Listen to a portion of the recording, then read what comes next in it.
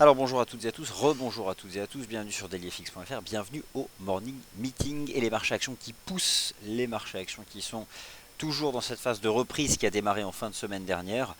Bon, le socle de cette reprise, comme d'habitude, les banques centrales, la Réserve fédérale, la semaine dernière, c'est au final la seconde audition de Madame Yellen devant le Congrès des États-Unis qui a donné le point de départ du rebond.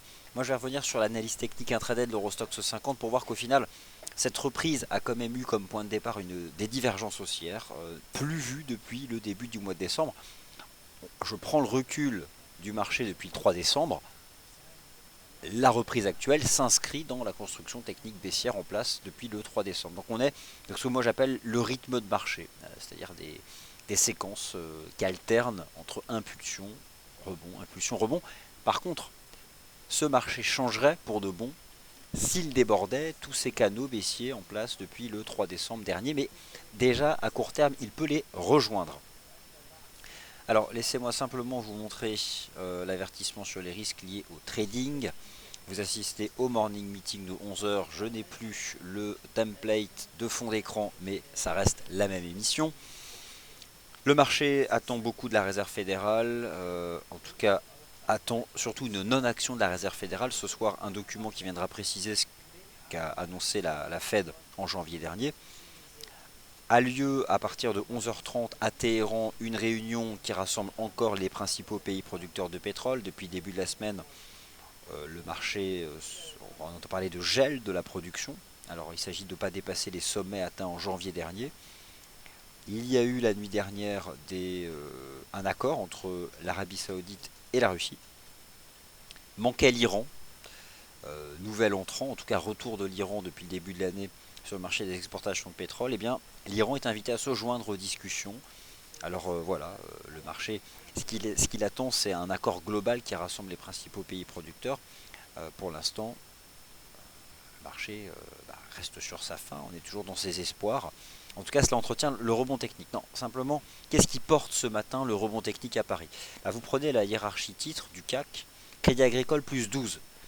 Plus 12, ce sont ses résultats, ils sont très bons. Alors les banques françaises, de manière générale en Europe, elles ont surperformé dans la chute du secteur bancaire. Elles sont considérées en Europe comme ayant les bilans les plus sains. Hein, on n'a pas en France l'équivalent d'un Santander, d'un Deutsche Bank ou d'un Unicredit. Toutes ces banques de la zone euro qui avaient inquiété, en France, il n'y en a pas. Il n'y a pas d'inquiétude sur les banques françaises. Euh, la Société Générale, la BNP, le Crédit Agricole sont des banques qui, lorsqu'elles ont publié leurs résultats là récemment, des résultats qui ont été bien accueillis par les marchés, notamment sur la structure du bilan. Bon, toujours pareil, hein, le rapport entre les fonds propres et les encours de crédit. D'autre part, les banques françaises au niveau des créances pétrole et gaz sont parmi les moins exposées en Europe. Donc, cela soutient la reprise du secteur bancaire, enfin le rebond technique. On prend Crédit Agricole qui gagne aujourd'hui 11%. Le titre en perd quand même 14 depuis le début de l'année. On prend la SG, aujourd'hui plus 3. Bon, le titre en perd 29 depuis le début de l'année. Donc moi je compare toujours moins 29 depuis le 1er janvier à plus 3. J'appelle ça du rebond technique. Tout simplement. Le secteur industriel se reprend. Prenons Peugeot-Renault, le secteur automobile qui rebondit aujourd'hui. Peugeot fait plus 3 aujourd'hui. Et depuis le 1er janvier, moins 19. Alors, rien pour l'instant n'efface les pertes depuis le début de l'année. On est dans le rythme de marché, la construction d'une phase de baisse qui voit l'alternance de séquences baissières et de rebonds techniques ou de range. Maintenant, à très court terme, que peut-on attendre? Le marché est suspendu aux discussions entre les principaux pays producteurs de pétrole et le marché est suspendu aux actions des banques centrales. L'indicateur, l'Eurostoxx 50 en données 4 heures, vous avez ici toute la baisse du marché depuis le 3 décembre et vous avez ici le RSI. Il est vrai que nous avons depuis la semaine dernière la première divergence haussière propre, standard, sur ce graphique H4. Il n'y en a pas eu avant, pas une seule. Celle-là, elle était propre. Elle a été active lorsque le marché a dépassé le sommet du 10 février. Et en fait, ce qui se passe sur tous ces indices boursiers, c'est qu'hier, ils ont tenu les sommets du 10 février. Donc le DAX a formé un support sur 9090. le CAC a formé un support hier sur 4090, qui étaient les points hauts du 10 février qu'il fallait déborder pour activer la div. Pour l'instant, donc ça tient. Le marché est toujours dans cette phase de reprise technique. Jusqu'où peut-elle aller? C'est toujours très incertain parce que imaginez par exemple qu'en début d'après-midi, les discussions entre l'Iran, l'Arabie Saoudite, la Russie n'ont rien donné. Autant vous dire que ça va riverser violemment sur le prix du pétrole. Ce qui ne manquera pas de nuire aux indices boursiers. Donc c'est incertain, c'est volatile. En oubliant ces facteurs fondamentaux capables de générer de la volatilité à tout moment, ce que nous suggère l'analyse technique, c'est que l'Eurostoxx 50 reste dans un marché de rebond technique au-dessus des 2810 points, le sommet du 10 février. Le DAX reste dans un marché de rebond technique au-dessus des 9080, pardon, premier support et point haut du 10 février, donc ici en données 4 heures. Mais le DAX ne franchit pas de résistance aujourd'hui. La résistance swing c'est 9300, le marché vaut 9269. On se retrouve en l'état face à une analyse technique qui donne le même message depuis le début de la semaine. Un rebond technique certes, qui pour l'instant reste dans les cordes de la phase baissière depuis début décembre, avec des niveaux de support intermédiaires qui sont achetés, c'est un fait, mais pour l'instant, le marché ne déborde pas de résistance journalière. Alors je reste donc toujours prudent, moi face à ces éléments-là. Tant que je vois un Eurostoxx 50 dans son canal de baisse, la partie haute du canal c'est 2900, 2910. Je vois le DAX qui pour l'instant, ce qui serait vraiment un signal positif, ce serait d'accélérer au-dessus des 9300. Pour l'instant c'est pas le cas. Mais en l'état, je pense que dans un rebond technique actuel, qui a quand même débarré sur des bases techniques un peu inédites la semaine dernière, c'est div, et puis ces discussions là qui pour le coup sont quotidiennes entre les pays producteurs. C'était pas le cas avant, maintenant c'est quotidien. La Fed et la BCE du 10 mars prochain, la meilleure façon de savoir si un jour le rebond technique se termine, parce que peut-être que le rebond se terminera jamais et qu'on a fait le point bas, qu'une idée. Il y a la place sur les graphiques de long terme. En l'état, maintenant par prudence, par objectivité, j'attendrai la cassure d'un support pour envisager la fin du rebond technique. Ce qui serait très dommageable au DAX sur le plan technique, ce serait de casser les plus bas d'hier, parce que les plus bas d'hier à 9080 sont le sommet du 10 février, qui avait été débordé le 15 février, lundi, et qui avait activé la div haussière H4. Mais celle-ci peut rapidement s'épuiser. En tout cas, tant que le DAX se maintient sous 9300, j'ai du mal à voir davantage de perspectives. C'est vraiment difficile de s'exprimer sur ces indices boursiers en intraday. Donc, pour l'instant, je constate le rebond technique. On va l'accompagner, lui faire confiance. Et ce qui par contre sonnerait le glas de ce rebond et referait baisser les marchés encore une fois sur le plan technique, c'est de briser les points bas d'hier. Parce que briser les points bas d'hier, c'est définitivement neutraliser l'effet des divergences en place depuis la fin de semaine dernière. Bien sûr, cela dépendra bien sûr des discussions entre les pays producteurs de l'OPEP et surtout ce soir de la réaction de Wall Street aux minutes de la Réserve fédérale des États-Unis. Des marchés à actions US qui n'ont jamais lâché. On en parle régulièrement dans ces colonnes. Le fameux S&P 500 et ses 1810 points qui ne lâchent rien. Le marché directeur de la finance mondiale, le support majeur horizontal, les 1810 du SP qui ont été support tout au long de l'année 2014, achetés en 2015, achetés en janvier et réachetés la semaine dernière. Tant que ce marché tient ses 1810 points, il est vrai que l'Europe, après avoir perdu, alors on va prendre encore une fois du recul, l'Eurostoxx 50 était à 3500 en décembre, il a fait 2675. Alors, y a-t-il eu marché baissier? Pour moi, le moyen terme, c'est plusieurs semaines, donc on calcule le taux de variation. Je calcule rapidos le petit taux de variation. Voilà, depuis le point haut du 3 décembre dernier, le marché action européen a perdu exactement 23,40%. Alors dans l'histoire, les marchés baissiers de moyen terme, en Europe, c'était généralement moins 40 sur l'ensemble d'une année. Depuis le point haut du 3 décembre, on a fait moins 23%. Alors, après ces moins 23%, maintenant on se projette sur des banques centrales.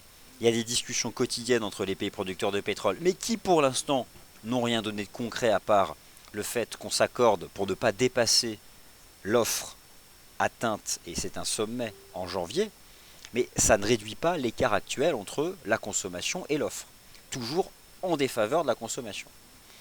Donc, pour résumer ma pensée, nous sommes dans un marché de rebond technique. Actuellement, le niveau des cours ne permet pas de dire qu'on a fait un point bas pour le trimestre la semaine dernière. Je mesure toujours le risque technique et je vais finalement me fier au DAX que je trouve le plus propre. Entre 9090 et 9300, c'est la zone de croisée des chemins. C'est-à-dire que le DAX repasse sous 9080 et c'est terminé. Plus de rebond technique, plus de divergence. Qu'est-ce qui pourrait faire rebasser le DAX sous 9080? Le SP500 qui clôture mal ce soir, ou cet après-midi, les discussions entre les pays producteurs de pétrole qui donnent rien, et le pétrole qui reste sous résistance. Par contre, ce qui serait positif, et il ne faudrait pas se mettre en face de ça, ce qui serait vraiment positif, c'est voir une belle clôture ce soir du DAX au-dessus des 9003, cassure de résistance swing, ok, on remonte, 9005, on remonte. Donc, moi, au niveau, et si je prends la ligne de tendance baissière du DAX depuis le 3 décembre, elle passe à presque 9900. Elle passe à 9900.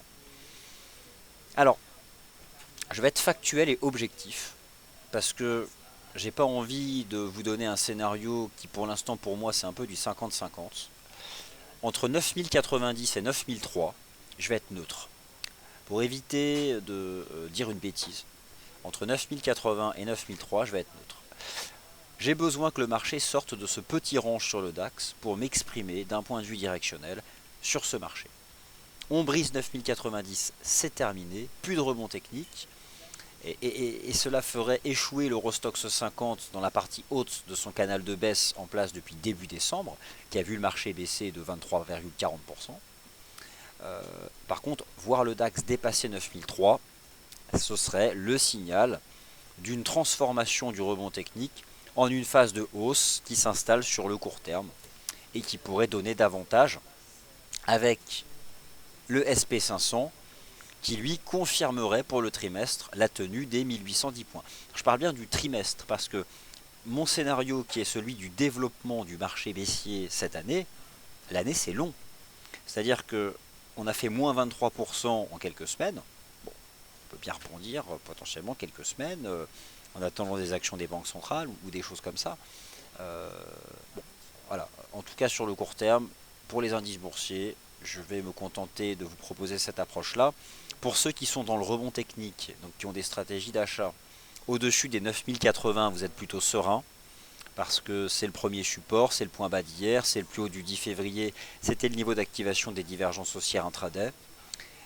Pour ceux qui sont dans la tendance de fond et qui privilégient les résistances, vous avez toujours les 9300 du DAX. Personne n'a la science infuse ni de boule de cristal. Par contre, on peut avoir une conviction et à ce moment-là se fier à des niveaux techniques qui permettent de gérer son risque dans le sens de ses convictions. Pour résumer, 9003 c'est la résistance du DAX, jusqu'à preuve du contraire elle peut être utilisée pour shorter. 9080 points c'est le support pour ceux qui sont dans le rebond technique en stratégie d'achat. Voilà, c'est tout ce que je peux moi vous proposer pour l'instant sur les indices boursiers de la zone euro. Alors, les indices boursiers à Wall Street, on aura l'occasion d'en reparler, mais bon, au final, vous avez compris, hein, le SP500 qui tient son support majeur. Le SP500, avec la Fed, il est bien capable de remonter à 1940. Hein, finalement, c'est le range trading du SPX depuis le milieu du mois de janvier. Mon scénario sur 2016, à terme, c'est toujours de voir le SP500 finir par briser les 1810 points. C'est ce que me suggèrent mes graphiques de long terme. Le problème des graphiques de long terme, les weekly, les monthly charts, c'est que pour produire leurs effets, ces graphiques de long terme ne s'arrêtent pas à une séance. C'est-à-dire que les effets peuvent avoir lieu maintenant, ou dans 3 semaines, ou l'été prochain. Les graphiques de long terme, ils ont des incréments, voilà, le weekly c'est une fois par semaine, le monthly c'est une fois par mois, donc les signaux ne sont pas donnés au quotidien, et d'autre part peuvent prendre leur temps pour produire leur effet. Ayez quand même en tête qu'en Europe on a perdu 25% depuis 9 semaines, que maintenant le marché se projette sur des choses qui sont encore virtuelles, hein. On en est encore au stade des discussions, des anticipations. Et donc pour le DAX, je résume ma pensée de cette façon-là.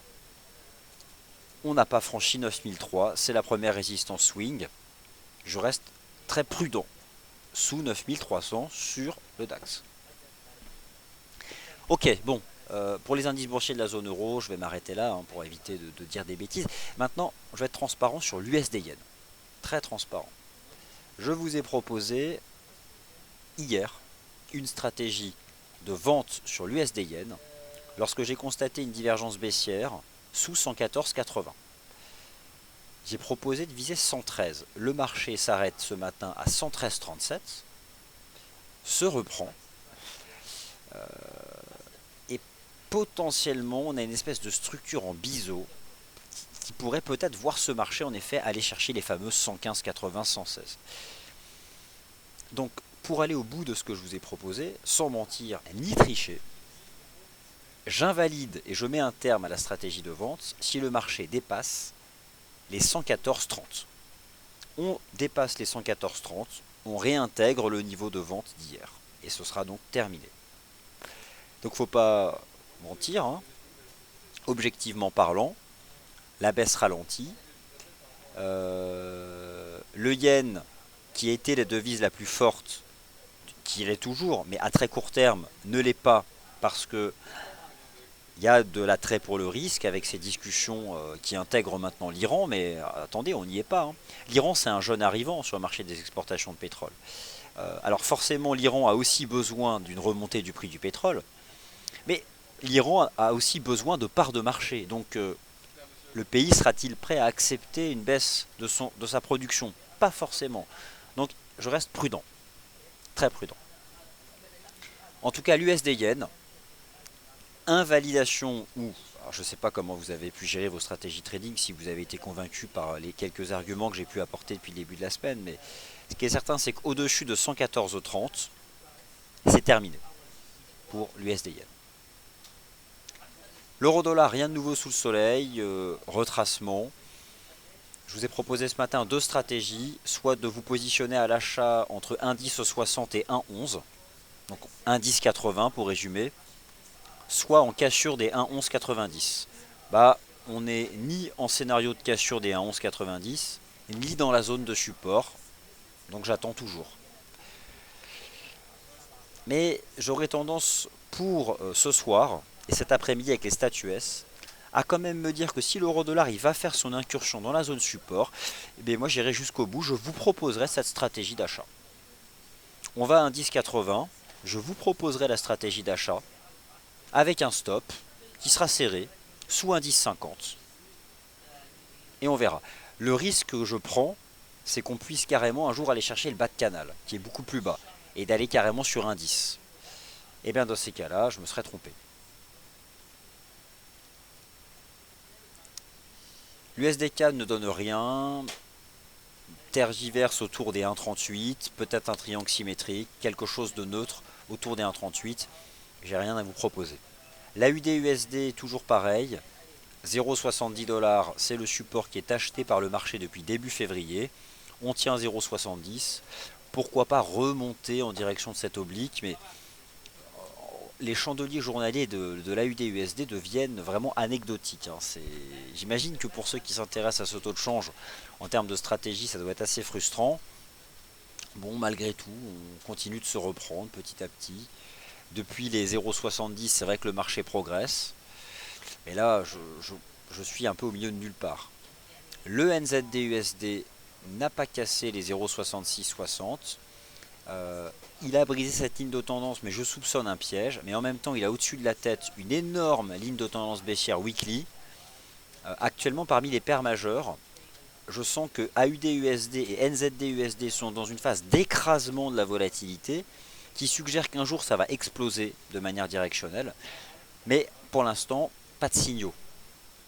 Alors, le NZD-USD, il tient son support qui était la ligne de coup d'une structure en rounding bottom qui avait été activée le 3 février à 0,6560, mais en même temps il est sous 0,66.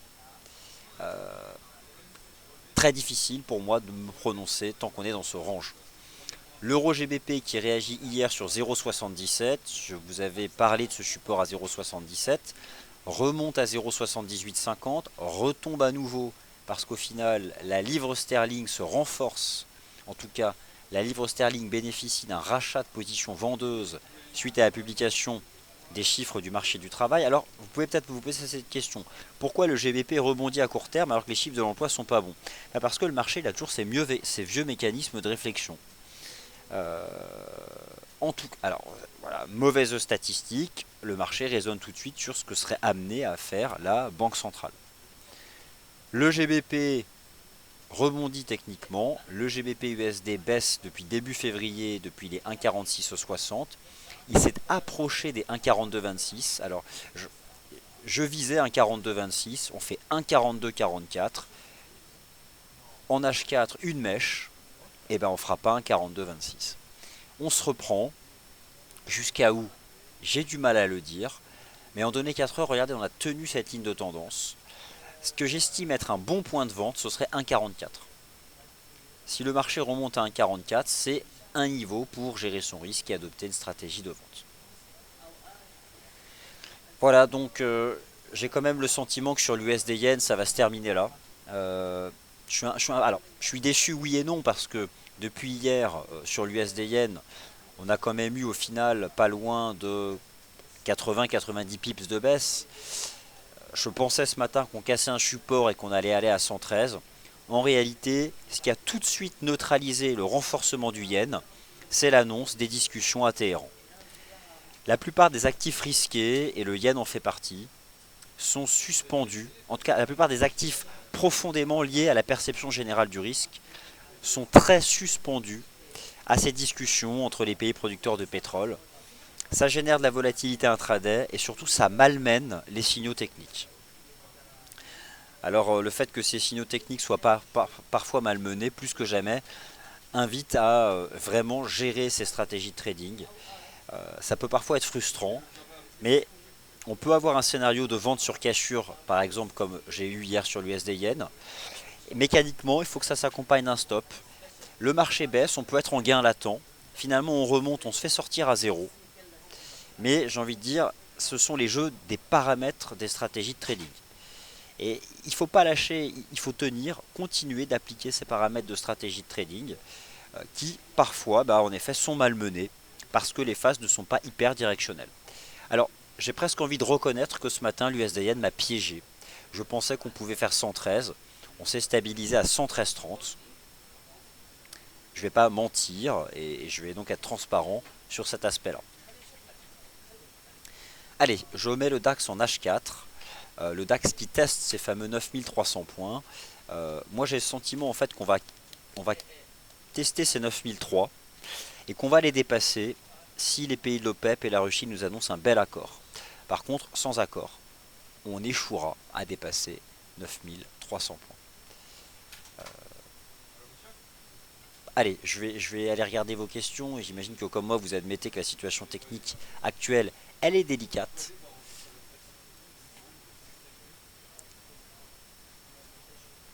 Donc j'essaie d'être le plus objectif possible et surtout le plus honnête par rapport à ce que j'ai proposé.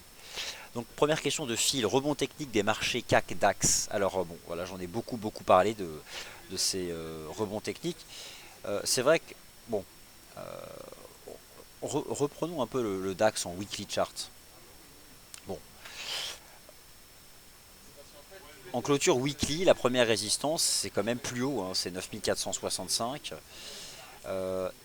Si j'avais le pouvoir de clôturer le chandelier weekly maintenant, ça ferait un avalement haussier. Et sauf que la semaine elle est très longue. On verra vendredi. Donc là, le weekly chart ne m'aide pas. Le daily chart. On a eu, et vous ne les voyez pas là, mais des gaps haussiers.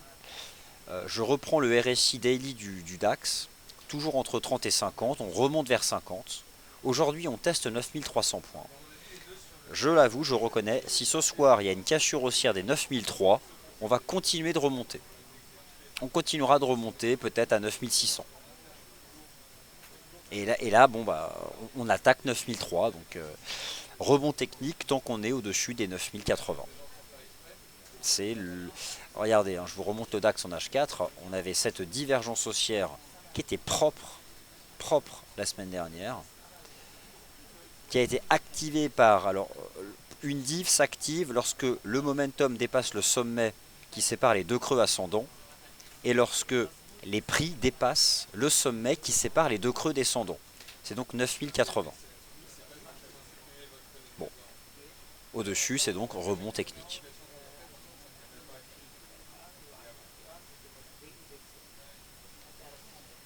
Alors, euro-dollar, NZD yen, GBP yen, que de questions. Eh bien, on va y répondre de suite. L'euro-dollar, bon, bah, je me suis exprimé dessus, donc je surveille 1,1080, enfin entre 1,1060 et 1,11. Le GBP yen. Alors, le GBP yen, là aussi, je vais être factuel. Le marché était sous résistance hier. Recul, il y avait une divergence baissière H4. Je prends les chandeliers H4. Baissier, celui-ci sous 160. Baissier hier, des petits chandeliers d'orange. Et changement de cap ce matin en H4, marteau. Premier chandelier intraday positif. Nous sommes actuellement sur les paires en yens sous l'influence des tout derniers chandeliers 4 heures, qui sont des chandeliers positifs. Et là, le GBP yen, après avoir atteint 162, alors 162 c'était quand même une belle cible technique, qui était la base du rebond du 11 février. Le GBP yen s'attaque aux 163,50. Les 163,50 sont dépassés. Le GBP yen peut a priori tenter de remonter à 164,50. 164,50, c'est le point de décrochage d'hier. Ce sera le seuil décisif. Mais à court terme, un chandelier H4 de rebond, on peut probablement aller chercher 164,50. C'est le JPY qui est sous pression, parce qu'il y a ces discussions. Et le GBP, quelques rachats de short que l'on voit essentiellement sur le GBP USD, qui rebondit après avoir perdu pas loin de 300 pips depuis le début du mois de février. C'est compliqué, donc moi j'essaie vraiment de décortiquer l'intraday, mais j'ai des difficultés, je pense, comme beaucoup d'analystes techniques, à bien cerner ce qui se passe, parce qu'il y a de la vol en intraday, avec des éléments fondamentaux qui sont cette fois-ci plus programmés, parce que toutes ces discussions, elles sont permanentes. Donc on se dégage en fait de l'agenda économique standard, ça rend encore plus difficile l'interprétation des signaux techniques intraday. Alors une divergence ne donne jamais d'objectif de cours. Elle indique simplement un rapport, une étude sur l'angle d'une dynamique. C'est tout ce que ça suggère. Des divergences haussières standards ne se provoquent pas forcément des rebonds, parfois juste des ranges ou moins de baisses. Le signal est toujours donné par les prix. Je reprends le DAX en H4. En H4. Le fait d'avoir ici une divergence haussière à l'époque, on va se remettre dans le contexte, on était là. On avait divergence haussière potentielle. En l'état, ça n'indiquait rien. On pouvait faire juste un range ou baisser moins vite. C'est tout ce que ça suggère. Par contre, à la cassure du sommet, elle devient active. À ce moment-là, ce qui compte, c'est les signaux donnés par les prix, et le prix dépasse le creux, le sommet qui sépare les deux creux descendants. Le signal d'achat était donné ici, le 15 février, à l'ouverture de la session européenne, à la cassure des 9080. Confirmé par le pullback d'hier à 9080. Par contre, on remonte et on teste 9300. 9300, c'est une résistance daily. Je pense que cette résistance daily, permet aux acheteurs du rebond technique de prendre des bénéfices. Rien ne garantit qu'on l'aura dépassé ce soir. Là, on teste la résistance. Les vendeurs, dans le sens de la loss, peuvent avoir envie de shorter 9003. Parce que le stop, c'est 9330. Parce qu'on accélère, on dépasse.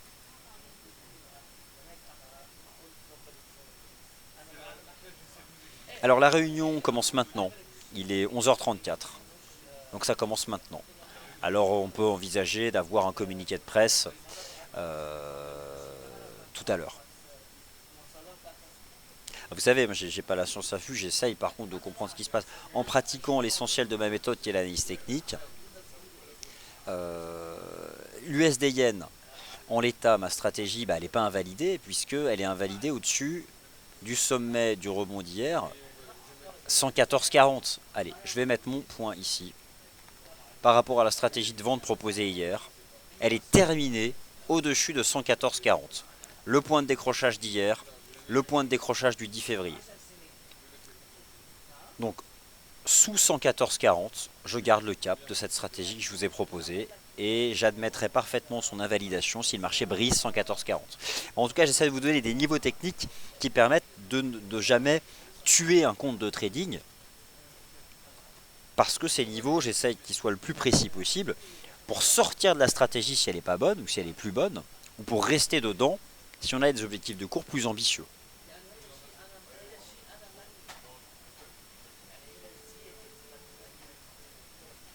Alors, GBP-NZD et le Bund.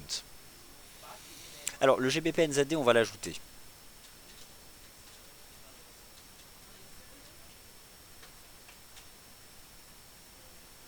Chaque jour, j'en ajoute pour essayer de vous proposer un suivi le plus précis possible, hein, en tout cas d'aller là où ça vous intéresse.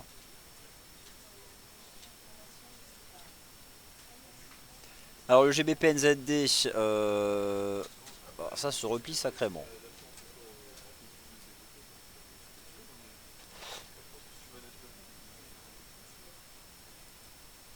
Juste, j'en commence à peine le suivi, donc je vais avoir du mal sur le très court terme. Je vois la tendance baissière, je vois que le marché forme un range. En daily, un équilibre des forces. Y a-t-il des divs en H4? Premier réflexe que j'ai, c'est d'aller voir ça. Prix momentum, pas de divergence particulière. On a un range trading à court terme qui prend une dimension, une forme chartiste vraiment claire. Le triangle rectangle, descendant, dans une tendance baissière. Alors ça veut rien dire, c'est un range, un simple range. Mais voilà typiquement la construction qu'il y a actuellement sur le GBP-NZD. Le vrai risque sur ce taux de change, probablement du fait de la livre sterling, serait de briser les 2,15. Les 2,15. Niveau horizontal, tout à fait possible que ce marché à terme emporte les 2,15. Et là, il y aurait un signal de vente fort. Donc pour l'instant, le taux GBP-NZD voit sa dynamique complètement neutralisée. On a une tendance baissière, un canal de baisse, un range trading. Là aussi, on peut intervenir, mais sur cassure des 2,15. Parce que briser 2,15, c'est vraiment perdre 500 pips de plus. On va chercher de 10 au bas mot. Donc ce que je vous invite à faire sur ce taux de change, c'est à privilégier la tendance et surtout surveiller une cassure potentielle des 2,15.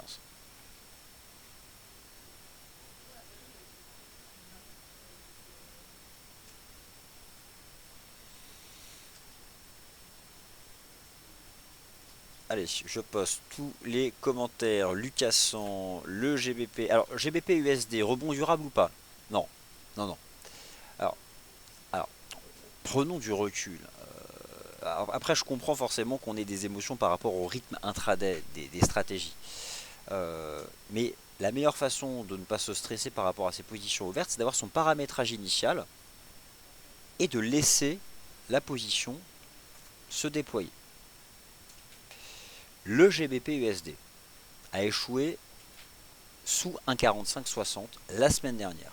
Résistance qui permettait d'adopter une stratégie de vente. On continue. Range trading, on en sort par le bas hier. La sortie par le bas donne 80-90 pips de baisse additionnelle. Suite ce matin aux statistiques du marché du travail, on se stabilise sur un niveau de support à 1,4230. Sur le plan technique, on tient aussi cette ligne de tendance, mais encore une fois, sur ce plan chartiste, le risque reste la baisse sous 1,44, nouvelle résistance swing. Donc à votre question qui est directe et précise, GBP-USD, rebond durable ou pas, ce que m'indique pour l'instant cette analyse technique que j'utilise au quotidien, c'est qu'il ne s'agit pas d'un rebond durable, mais que ce marché s'expose toujours à un risque de baisse sous 1,44$. Et de manière générale, sous ses plus bas de 2015 à 1,4565$. Le sterling, en fait, depuis le début de l'année, vous avez deux opposés. A, Z, blanc, noir. Le yen qui, globalement, se renforce. C'est la devise la plus forte, en lien avec la version générale au risque et à la nouvelle politique monétaire de la BOJ. Et vous avez le GBP qui se déprécie, en lien avec le nouveau rapport de force monétaire au sein du comité de politique monétaire de la Banque d'Angleterre et surtout la perspective du Brexit. Et ça va nous concerner tout au long de l'année 2016. Moi, je ne serais pas surpris que cette année, à la fin d'année, on a le temps, mais qu'au final, GBP soit effectivement la devise la plus faible et Yen la plus forte. Donc, GBP-USD, toujours risque de baisse, sous 1,44. Voilà.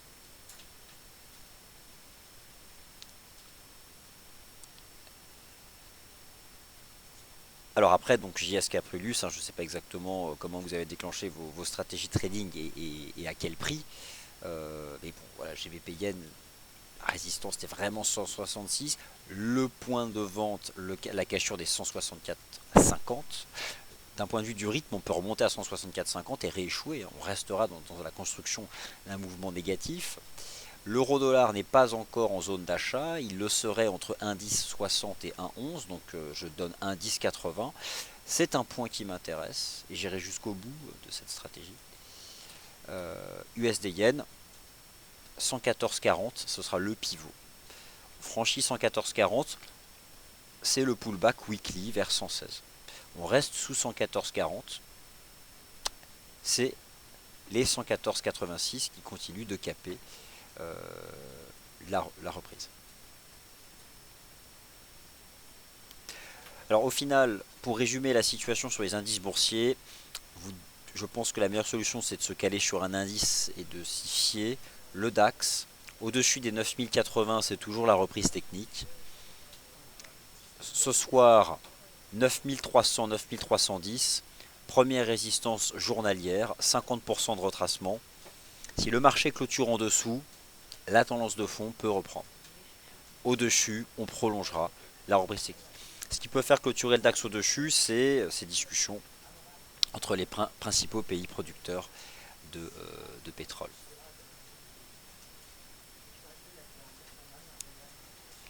Voilà, bah écoutez, j'ai répondu à toutes vos questions, donc le plus objectivement possible, sans tricherie et en toute transparence et en toute honnêteté surtout par rapport à ce qui est proposé. Merci d'y avoir été attentif, les marchés sont difficiles. On reparle des discussions entre l'Iran, l'Arabie Saoudite, la Russie tout à l'heure dans le Wall Street Insider qui aura lieu donc à 15h15 pour l'ouverture des marchés actions US où je reviendrai sur le suivi de toutes ces stratégies et on se concentrera notamment sur le prix du pétrole. Je vous rappelle tout de même que cet après-midi il y a tout un tas de statistiques américaines susceptibles d'avoir une influence forte sur le dollar américain. Merci à tous et donc à tout à l'heure 15h15.